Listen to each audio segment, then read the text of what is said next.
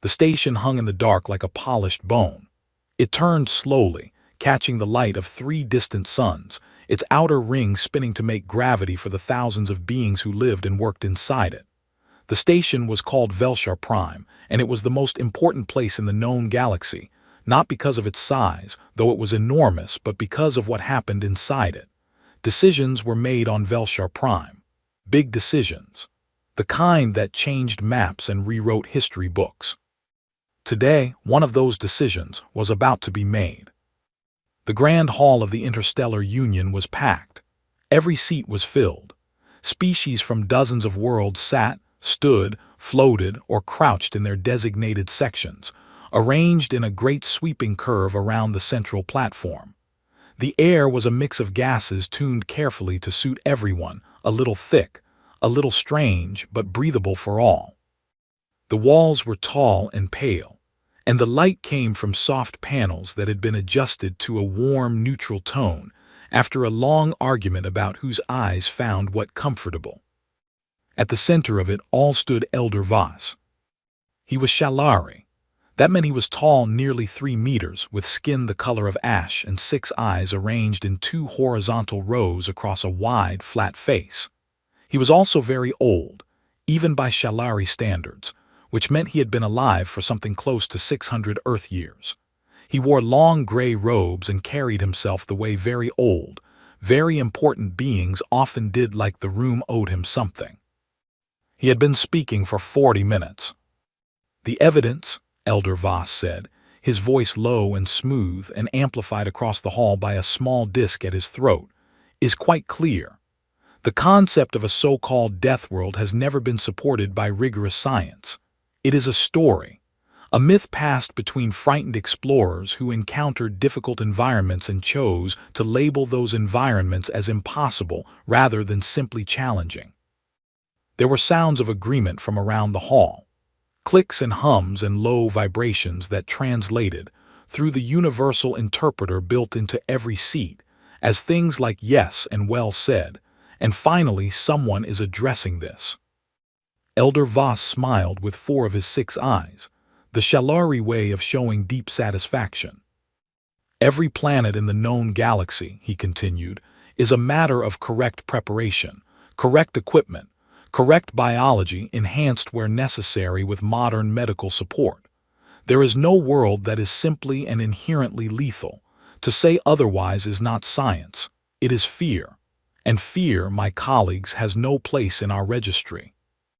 He gestured toward the massive display behind him. It showed the current list of planets marked with the red sigil of the Deathworld classification, a category that had existed in the Union's records for over 2 centuries. There were 31 planets on that list. "I move," Elder Voss said, "to remove this classification entirely, to strike the term from the official registry, effective immediately, and to reclassify all listed planets under the standard hazard tier system, where they belong." The vote prompt appeared on every delegate's desk panel, a simple choice, yes or no. The hall filled with the soft sound of panels being pressed. In the back of the hall, in the human section, a modest cluster of 12 seats that had been assigned to humanity when they joined the Union 8 years ago, a young woman named Sierra Vance sat with her legs crossed and her hands folded in her lap. She was 29 years old, with dark brown skin, short natural hair, and eyes that were very calm and very still. She wore the standard blue field jacket of a Union delegate, slightly too large for her, with a small Earth flag stitched to the left shoulder. She looked at the vote prompt on her panel. She did not press yes. She did not press no. She waited. The tally came up on the big display. 37 species, 37 yes votes. Except 1 abstention. The presiding arbiter, a round, pale creature from the water world of Mu, with 4 arms and a voice like wet gravel, looked at the tally and then looked toward the human section with all 3 of its eyes.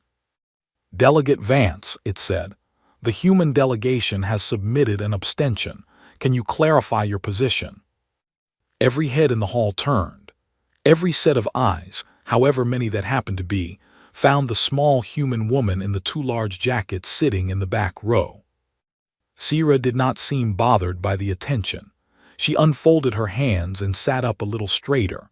She looked at the presiding arbiter with that same calm expression. "No strong objection," she said. Her voice came out flat through the interpreter. "I just suggest we table the discussion for now." A ripple of confused sounds moved through the hall. The interpreter translated them variously as puzzling and unnecessary hesitation, and from the Shalari section, something that came through as typical human caution. Elder Voss turned to face her section with polite patience, the way someone turns to explain something obvious to a child. "Delegate Vance, with respect, the motion is already supported by the full scientific literature of 7 major civilizations. Is there a specific concern you wish to raise? A data set? A counterstudy?" Sira thought about it for a moment. She tilted her head slightly. Outside the tall windows behind her section, the distant stars turned with the slow rotation of the station. "No," she said, "no counterstudy." "Then your abstention is noted," the arbiter said, not unkindly. "But the motion passes. 37 in favor. The Deathworld classification is hereby removed from the official registry, effective at the close of this session." The hall responded with something that translated, universally, as applause, though it sounded different from every section depending on the species producing it. Sira Vance looked at the tally board for a moment. Then she picked up the small canteen of water she kept beside her chair, took a slow sip, and set it back down. She did not argue. She did not raise her voice. She did not make a speech about Earth, or about the things she had seen, or about the reason she knew. In the deep and specific way you only know things that have been taught to you by pain, that some places in the universe were not simply challenging. They were in the business of killing you. And they were very, very good at their business. But she said none of that, not yet. She simply sat there in the back of the grand hall, while 37 civilizations celebrated the removal of a word from a list, and she thought about home, about red skis before a tornado, about the sound the ocean made before a wave got too big, about the specific smell of a forest that was deciding to be on fire. She thought about Earth. And for just a second, the corner of her mouth moved in something that was almost a smile, though no one in the hall was watching closely enough to see it, and even if they had been, none of them would have understood what it meant. It meant, "You'll understand eventually." It meant, "I'm not going to argue with you." It meant, "The universe will explain it better than I ever could." The session moved on to other business. The Deathworld classification was gone. The list was wiped clean. 31 planets, once marked with the red sigil of warning, were now simply challenging environments waiting to be explored.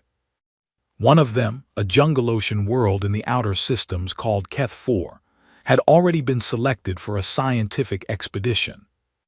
The departure date was in 6 weeks. Sira Vance was on the crew list. She had asked to be. The ship was called the UIS Boundless Inquiry, and it was a beautiful vessel, long and white, with wide observation decks and research bays that smelled of clean metal and filtered air.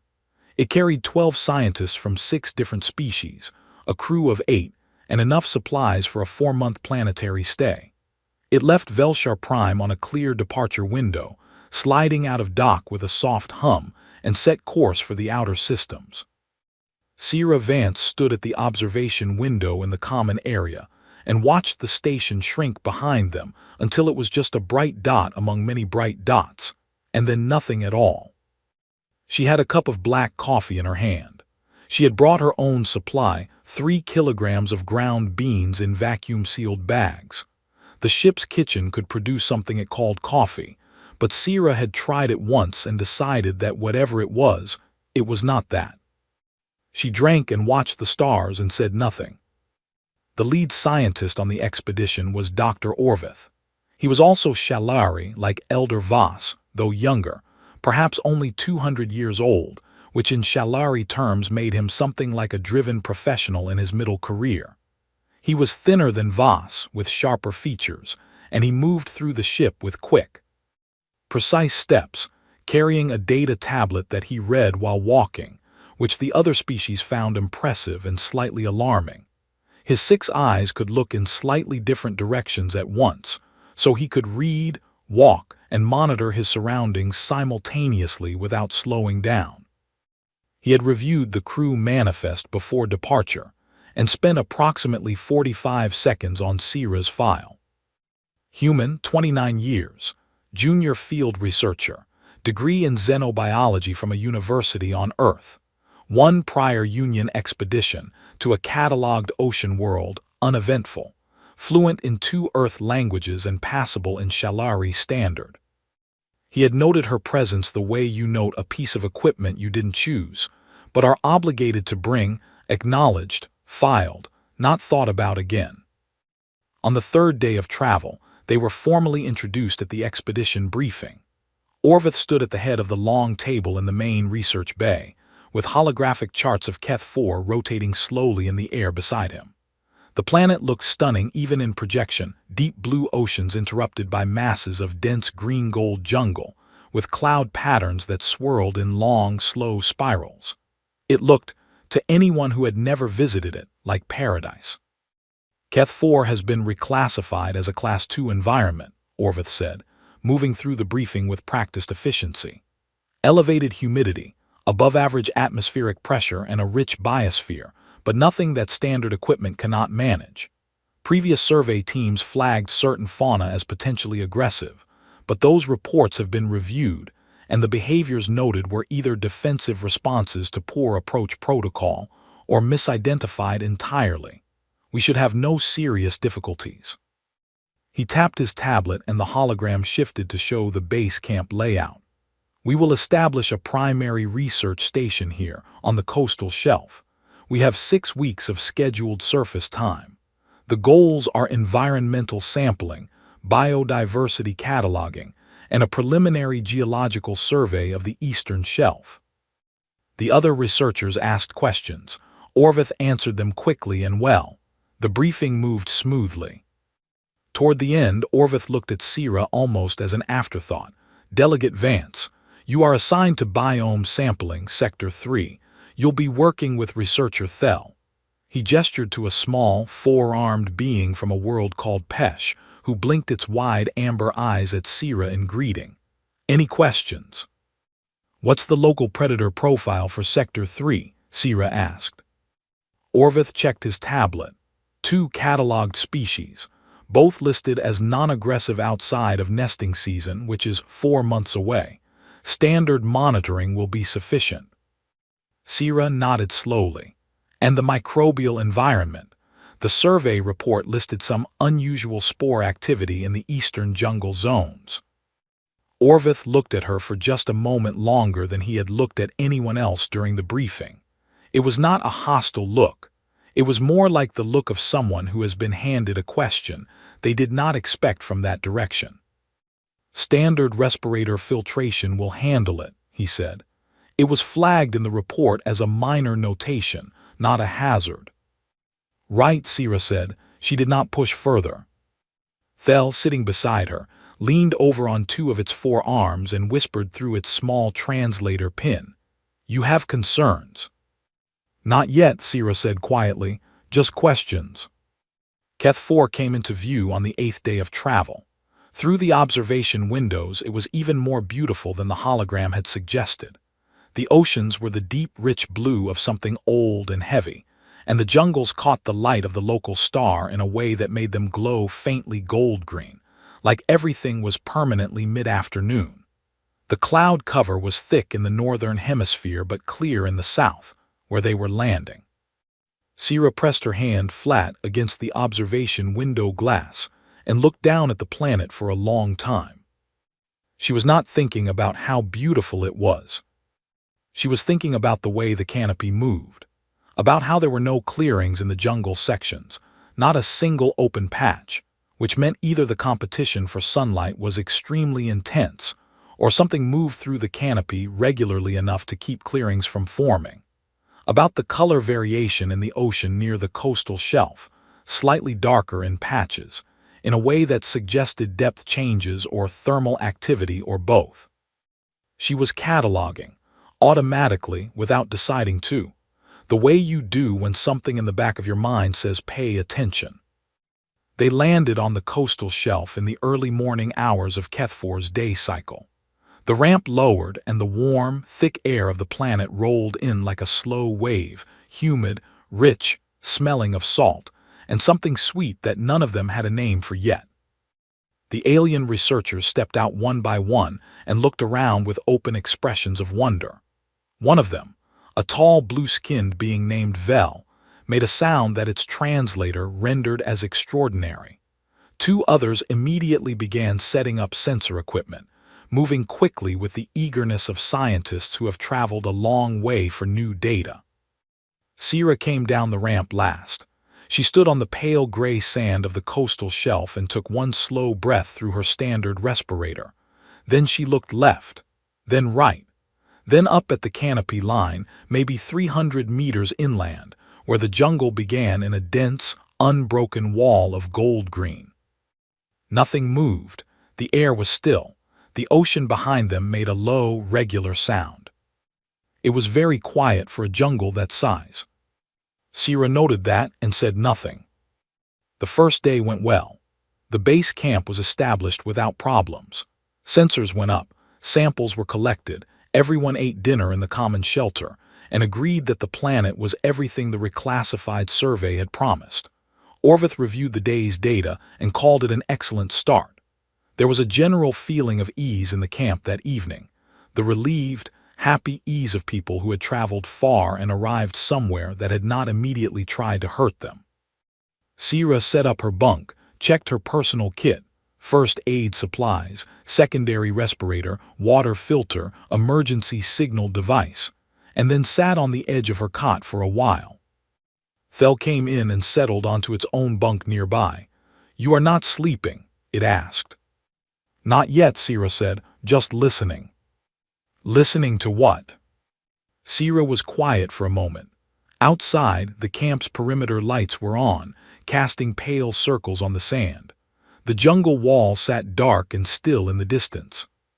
"Nothing," she said, "that's the problem." Thel processed this for a moment, then closed its amber eyes and went to sleep, because it was tired and the planet had been kind today, and there was no immediate reason for concern. Sierra lay back and stared at the ceiling of the shelter. She had grown up in a place that could also be beautiful and still and sweet-smelling, and golden-lit in the afternoon. And she had learned very young that those were often the hours right before it decided to remind you what it was. She closed her eyes. She didn't sleep for a long time. On the second day, 3 researchers from different species woke up struggling to breathe. On the third night, the things that lived in the canopy came down. Keth-4 had noticed them. And Keth-4, it turned out, was not indifferent to visitors. The camp was not quiet anymore. Researcher Vel was on the ground inside the medical shelter, breathing in slow, difficult pulls, its blue skin gone pale and dull. 2 others, a Pesci like Thel, and a round-bodied being named Korath from a water world, were sitting upright but struggling, their eyes half-closed, their movements sluggish.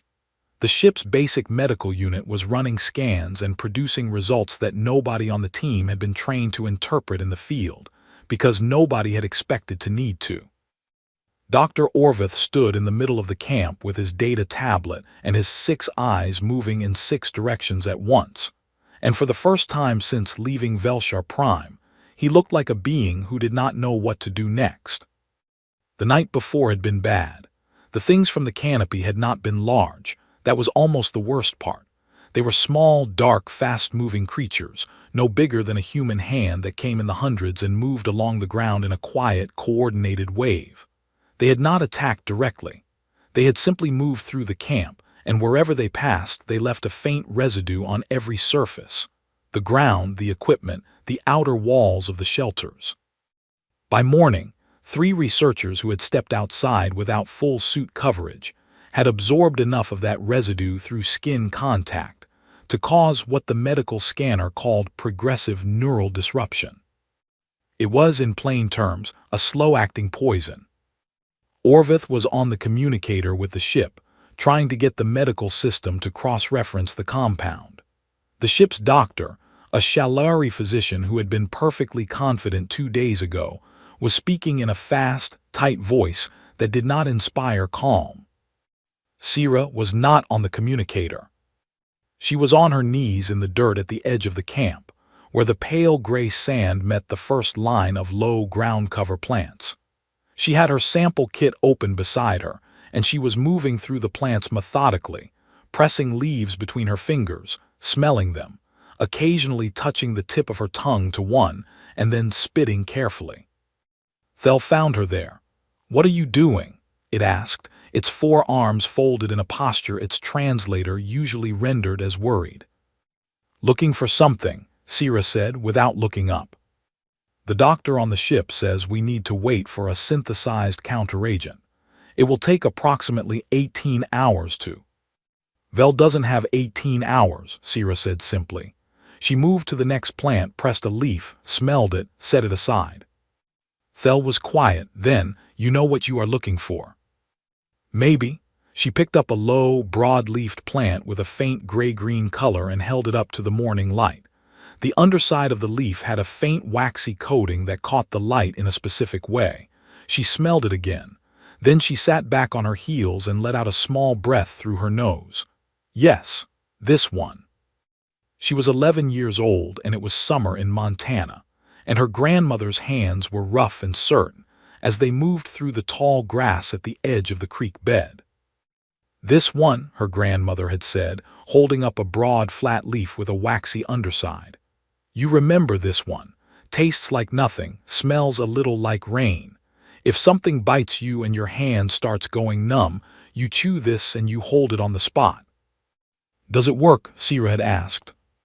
Her grandmother had smiled. "Kept your great-uncle alive long enough to get to a hospital. Good enough for me." The plant on Keth-4 was not the same plant. Nothing on Keth-4 was the same as anything on Earth, but the waxy coating on the leaf contained a compound her nose recognized, not identical, but close enough in structure to what she was looking for. The chemistry of life, she had learned in her first year of xenobiology, repeated itself across the galaxy more often than anyone expected. Different shapes, different colors, same underlying solutions to the same underlying problems. She harvested a careful amount, brought it back to the medical shelter, and spent 40 minutes working at the portable analysis unit, cross-referencing the leaf compound against the toxin profile the scanner had pulled from Vel's bloodstream. She was not a doctor. She had never claimed to be. But she had taken every elective her university offered that touched on field medicine, field chemistry, and xenobotany, because she had grown up understanding that knowing things did not cost you anything and ignorance could cost you everything. The compound was not a cure, but it would slow the toxin's progress enough to buy Vel the time it needed. She administered it carefully. The scanner confirmed, 20 minutes later, that Vel's neural disruption rate had dropped by 60%. Orvith stood in the doorway of the medical shelter and watched her write up her field notes on the procedure with a steady hand. He did not say anything for a long time. The camp repairs took most of that day. The creature residue had to be cleaned from every surface with a specific solvent that Sira identified from the ship's chemical stores after 2 hours of testing. The perimeter sensors were reconfigured. Sira spent 3 hours on this herself, recalibrating the motion detection to pick up small mass movement in high numbers, rather than large mass movement individually. The original settings had been designed for big predators. The assumption had been that big was dangerous and small was not. That assumption had come from worlds where it was mostly true. By evening, the camp was cleaner and better defended, and the 3 sick researchers were stable. Orvith called a team meeting and went through the new safety protocols in a careful, efficient voice. He was good at regaining composure. It was one of the things that made him a good scientist.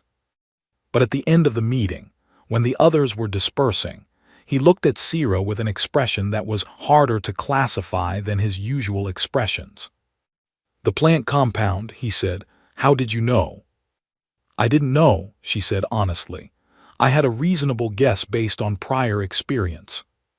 "Prior experience with what?" She looked at him for a moment. "With places that want to kill you," she said. "You learn to look for patterns. Poisons tend to have counters nearby. Not always, but often enough to check first." Orvith processed this. "That is not in any standard field protocol I have reviewed." "No," she agreed. "It's not something you can really put in a protocol." He seemed about to say something else. Instead, he looked down at his tablet and then back up at her. "Get some sleep, Delegate Vance. Tomorrow we are restructuring the sample rotations." She nodded and turned to go. "And Delegate Vance." She stopped. "Thank you," he said. The word came out slightly carefully, like he was making sure it landed correctly. "For Vel." She gave him a small nod and walked back to her shelter. That night was calmer. The perimeter sensors picked up two small movements that turned out to be nothing threatening. The camp held. The researchers slept in shifts, and the morning came gray and warm and thick with humidity. Then the ground shook. It was not violent. It was a long, slow roll, like something enormous turning over deep underground, and it lasted for about 8 seconds and then stopped. Equipment rattled. One of the sample containers fell off a shelf. Sira was already awake and already at the entrance of her shelter, looking toward the jungle when it ended. Orvith appeared beside her. "Minor seismic event," he said, reading from his tablet. "The original survey noted occasional low-level tectonic activity. It should not." "Look at the canopy," Sira said quietly. He looked. The gold-green wall of the jungle, which had been still since they landed, was moving. Not in the way trees move in wind. There was no wind. It was moving from within. Something was disturbing it from underneath, from the roots up, in a wide-spreading pattern that moved away from their direction in fast, silent waves. Everything in the jungle was running away from the coast. Sira watched the moving canopy for 3 long seconds. Then she turned and walked very quickly back into the camp. "We need to move everything off the coastal shelf," she said, loudly enough for the whole camp to hear. "Right now, everything up to the high ground markers. Move." "The seismic reading was minor," Orvith began.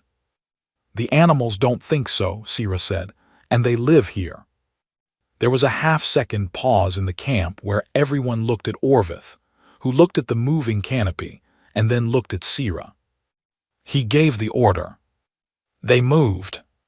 14 minutes later, the coastal shelf flooded. A wall of dark water came in from the ocean, quiet and fast and knee-deep, and swept through exactly the space where the base camp had been standing. It receded in under a minute, leaving the sand dark and rearranged and scattered with small ocean creatures that had no business being on land. The team stood on the high ground and looked down at the wet, empty shelf. Nobody said anything for a while. Then Thel, standing beside Sira with all 4 arms very still, said in a low voice, "How did you know?" Sira watched the last of the water pull back from the sand below. "Animals are smarter than surveys," she said. Orvith stood 2 meters away, tablet in hand, looking at the flooded shelf with an expression that none of his colleagues had ever seen on his face before. It was the expression of a being who was beginning, slowly and seriously, to reconsider something he had been very certain about. The base camp was gone. Not destroyed, not burned, just gone, erased by the flood as cleanly as writing wiped from a board. The coastal shelf was wet and bare, and the pale gray sand had been replaced by dark ocean silt. The supply crates that had not been moved in time were scattered across the shelf in a long, uneven line, half buried and cracked open. The camp's primary shelter was on its side 40 meters from where it had been standing. One wall caved inward, the frame bent. They had saved the essential equipment. Sira had prioritized during the move communications array first, then the medical unit, then the sample storage, then personal kits. She had called it out loud while people ran. And they had followed the order because her voice had been the only one giving direction, and there had not been time to question it.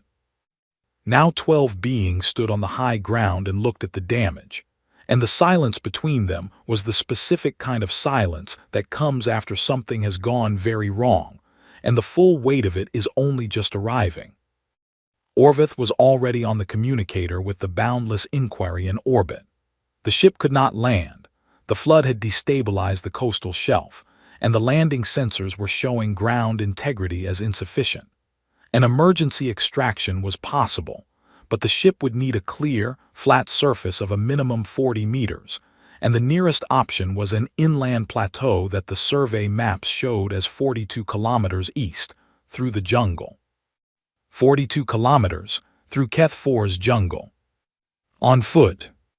Orvith looked at the map on his tablet, then at the jungle wall, then at his team of 12. 3 of whom were still recovering from the toxin exposure, one of whom was Vel, who could walk but could not move fast. He looked at all of this with the steady, careful face of a scientist doing an assessment, and the assessment was not good. "We move at first light," Sira said from beside him. She was already looking at the jungle. "We follow the elevated ridge line. It's slower, but it keeps us off the flood plain and above the canopy root zone. Smaller things tend to stay in the low, wet areas. The ridge gives us visibility and better footing." Orvith looked at the map. She was right. "That adds roughly 6 kilometers to the route," he said. "Better than 6 kilometers of swamp," she said. He did not argue. That evening, Sira rebuilt the perimeter from scratch using what they had salvaged. She stripped non-essential parts from 2 damaged equipment cases and rigged a secondary motion alarm along the tree line, lower to the ground this time, calibrated for small movement. She packed and repacked her own field kit twice, removing everything that was not directly useful and replacing it with things that were extra filtration cartridges, a compact trauma kit from the medical stores, 2 emergency flares, a length of cable strong enough to hold body weight. Thel watched her do this and asked if it could help. "Yes," she said. "Check everyone's boots for fit. If someone's feet give out on the ridge trail, we all slow down." Thel went and did it without question. 3 pairs of boots needed adjustment. It fixed them. They left at dawn. The jungle was not what the survey documents had described. The survey had called it dense but navigable. What they walked into was a living wall, layered, loud, and deeply uninterested in being navigated. The canopy above them was so thick that the sky was barely visible, just occasional small patches of pale light far overhead. The ground was a tangle of root systems that rose in arching loops above the soil and then plunged back down, so that every step required attention, and the path forward was a constant series of small climbs and drops. The air under the canopy was heavier than on the coast, thicker with moisture, with spores, with the smell of growth and rot happening simultaneously everywhere at once. Sira moved at the front of the group. She set the pace steady, not fast, deliberate. She watched the ground for surface changes and the mid-level of the jungle for movement and the behavior of smaller creatures for signs of anything larger nearby. Small animals, when something big was close, went quiet and flat. She had learned that at 8 years old in the forests of British Columbia on a camping trip where a bear had wandered close to the trail, and the birds had stopped singing 30 seconds before it appeared. The group moved in silence. Even the researchers who had been talkative on the ship had gone quiet. The jungle did that. It had a weight to it, not threatening exactly, just present, in the way that a very large and very awake thing is present even when it is not moving. By midday they had covered 18 kilometers. Vel was struggling but moving. Korath, the Waterworld researcher, was having difficulty with the humidity and stopped every 30 minutes to regulate its breathing with a device it carried in its chest harness. Orvith stayed close to the back of the group, monitoring everyone's biometrics on his tablet, watching for drops in the numbers. They stopped to eat and rest on a wide section of the ridge, where the root systems thinned and there was flat ground enough to sit. Sierra did not sit. She walked the perimeter of the rest stop in a slow circle, looking outward, eating a compressed ration bar without tasting it. Orvith approached her. He looked tired. "You do not rest?" he asked. "I'll rest when we're on the ship," she said. She had said it lightly, almost automatically, and she did not think much of it. It was simply what you said. It was what her father had said, working double shifts at the fabrication plant in Sao Paulo.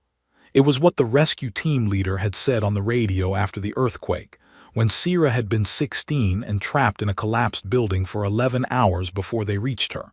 "We'll rest when we're done." Orvith studied her face for a moment. "You are not afraid," he said. It came out less like a compliment and more like a genuine question, the way a scientist names something he cannot classify. Sierra chewed her ration bar and looked out at the jungle. "I'm afraid," she said. "I just don't have time to stop for it right now." He seemed to think about this for a long time. They were 4 kilometers from the extraction plateau when the jungle changed. It did not make a sound. That was the first thing. A jungle with this much life in it should always be making sound: insects, birds, small things in the underbrush.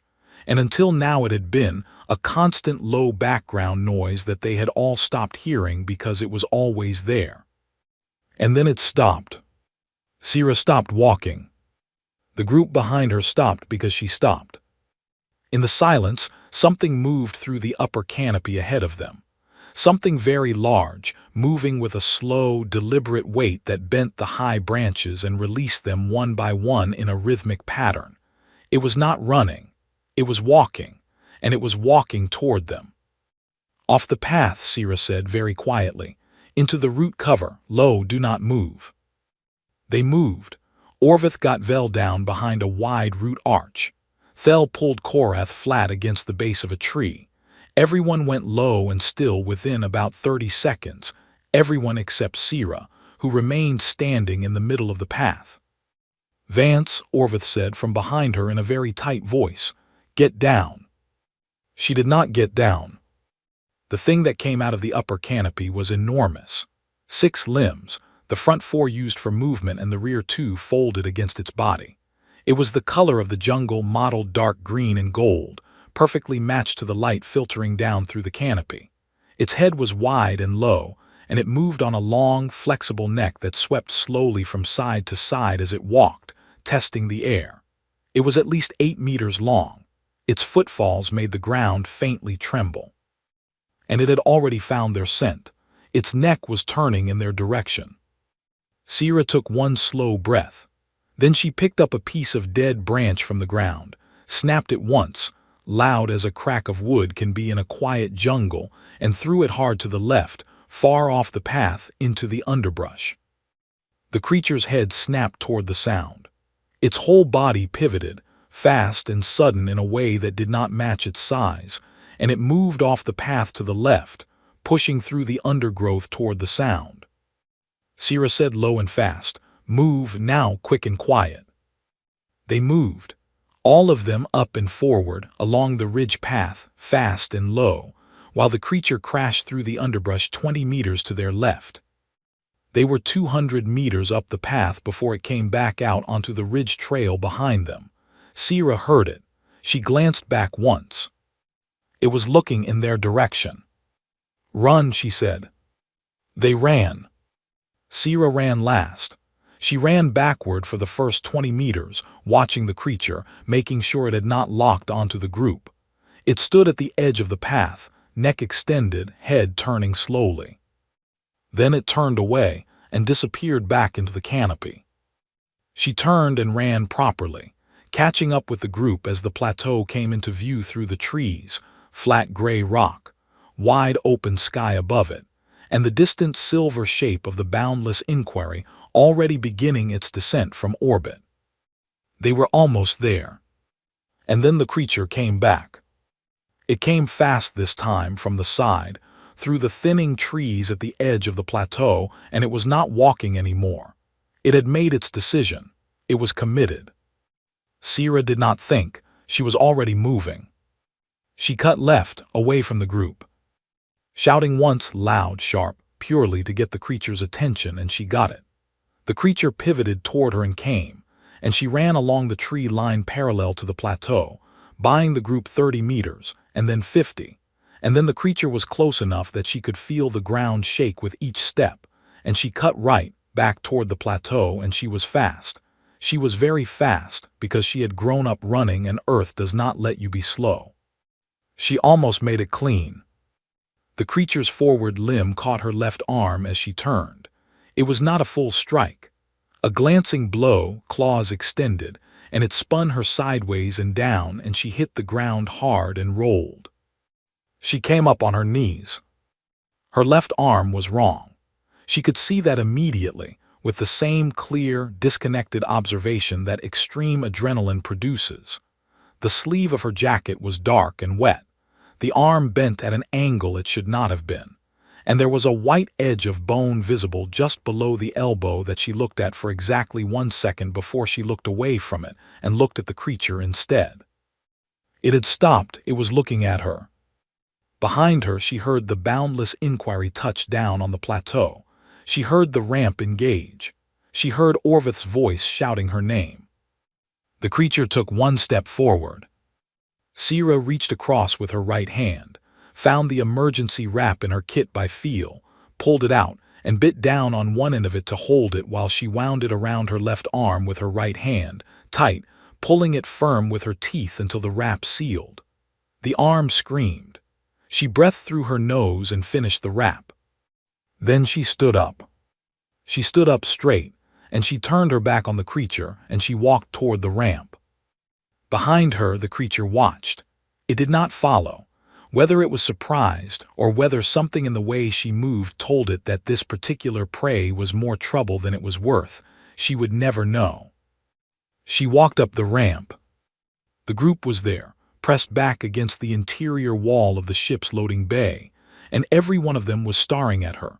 Thel, Korath, Vel, the 6 others, all of them with their various sets of eyes wide, and Orvith at the front, tablet forgotten in his hand, looking at her arm and then at her face. The ramp closed behind her. The ship began to lift. Sira sat down on the floor of the loading bay, her back against the wall, her wrapped arm resting across her knee.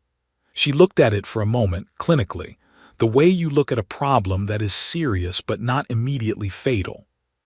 Then she looked up at the 12 faces staring at her.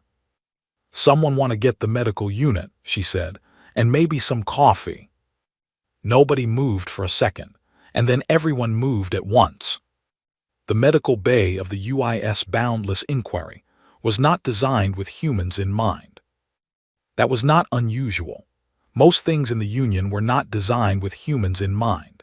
Humanity was too new, too small, too recently arrived to have left much of a mark on the infrastructure of a civilization that had been building itself for thousands of years.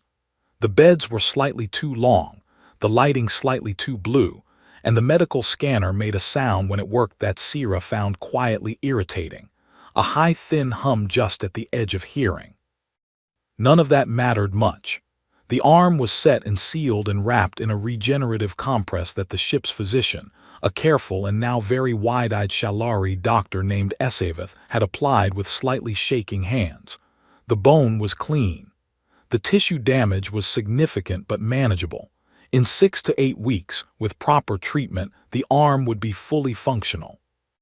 "Your cellular repair process is," Esavith paused, searching for the right word. "Faster than I expected," she said finally. "The tissue around the wound is already responding. The rate is nearly double what I would project for a being of your size and mass." "We heal fast," Sira said. She was sitting up on the medical bed with her arm in the compress and a cup of actual coffee in her right hand, which she had asked for 3 times before someone finally brought it. She drank it slowly and looked at the ceiling. "Is that common for humans?" "Common enough," Sira said. "We've had a lot of practice needing to." Esavith wrote something in her notes and then stood there for a moment, clearly wanting to ask more questions and equally clearly unsure if it was appropriate. In the end, she simply nodded, tidied her equipment, and left Sira alone. The ship moved through the dark on its way back to Velshar Prime. Outside the small window above the medical bed, the stars were cold and still and very far apart.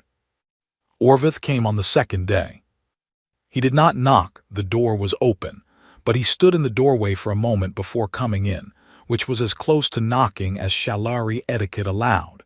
He had his tablet with him, as always, but he was not reading it.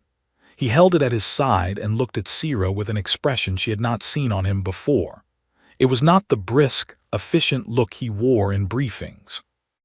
It was not the careful, composed look he had worn on Keth 4 when things were going wrong, and he was managing his response to that. It was something quieter, something that, on a human face, she would have called unsettled. He sat down in the chair beside the bed without being invited, which meant he had been thinking about this visit long enough that he had moved past the point of asking permission. "The report is giving me difficulty," he said. "What kind of difficulty?" Sira asked. "The kind where I am not sure what to write." He set the tablet on his knee. "Everything I was sent to prove has been disproven. The planet is not manageable. The reclassification was wrong. 3 researchers nearly died from a toxin that our equipment did not detect and our protocols did not prepare us for. The seismic event was listed as minor, and it destroyed our base camp. The apex predator was not in the survey catalog at all." He looked at his tablet and then back at her. "And the only reason all 12 of us are on this ship, and not dead on that plateau, is because of you." Sira said nothing. She drank her coffee. "I want to understand something," Orvith said, "and I am asking sincerely, not as a critique. How did you know? Not any one thing, the plant, the animals before the flood, the predator's behavior, all of it. How did you carry all of that in your head at once and know what to do with it?" Sira was quiet for a moment. She looked at the window and the stars outside. "I grew up on a planet that does that," she said. "Not as extreme as Keth 4, but the same idea. The weather can kill you. The animals can kill you. The microbes absolutely will try to kill you if you give them a reason. There are places on Earth where the ground itself will swallow you, or the temperature will drop 40 degrees in 3 hours, or a fire will cover 100 kilometers before anyone realizes it started." She paused. "You grow up there and you learn to read things. You learn that quiet is not always safe, that beautiful is not always gentle, that the first sign of danger is almost never the danger itself. It's something smaller, something easy to miss, something that the planet is doing 10 minutes before it decides to remind you what it is." Orvith listened to all of this without speaking. "Every human learns that," Sira continued. "Not always the same way, not always the same lessons, but the same idea underneath all of it. Stay alert, trust the signs, move before the problem becomes the problem." She looked at him. "You called it not being afraid. It's not that. It's just we've been afraid for so long that we learned to function inside of it. Fear is not the end of the process for us. It's the beginning." Orvith was silent for a long time. Long enough that Sira finished her coffee and set the cup on the small ledge beside the bed. "I am going to recommend reinstatement of the Deathworld classification," he said finally. "Keth 4 at minimum, likely the full original list pending review." He looked at his tablet. "And I am going to recommend that the Union formally study humanity's adaptive responses to hostile environments as a scientific resource, not as a curiosity." He looked up. "I want to write this correctly. I do not want it to sound like—" He paused, searching. "I do not want it to sound like I am treating your people as something unusual or lesser." "You can say we come from a hard place," Sira said simply. "That's not an insult, we know it, we're proud of it." Something in Orvith's expression shifted. Not much, but enough. "You abstained," he said, "at the conclave when the vote was taken." "Yes." "You knew." "I had a reasonable suspicion," she said, which was what she had told him about the plan on Keth 4, and they both remembered that. And both understood she meant the same thing now. She had known. She had simply chosen not to make a speech about it in a hall full of beings who were not ready to hear it yet. Orvith stood up. He held the tablet at his side and looked at her for a moment with all 6 of his eyes, which was the Shalari way of giving someone your full and complete attention. "Thank you, Delegate Vance," he said, "for all of us." She gave him the same small nod she had given him on Keth 4 after she stabilized Vel. He turned and left. The report went out 2 weeks after they docked at Velshar Prime. It was thorough.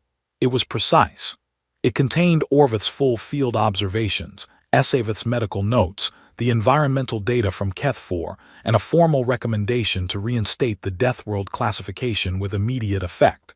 It also contained a 3-page addendum, written in Orvith's exact and careful language, on the subject of human beings, where they came from, what that place had made of them, and why the Union would do well to pay attention to that. The report spread across the Union's data network quickly. Scientists read it. Delegates read it. News editors on a dozen worlds ran summaries of it. Within a month, it had been downloaded more times than any field report in the Union's recent history. The emergency session of the Grand Conclave was called 6 weeks after docking. The Grand Hall was full again.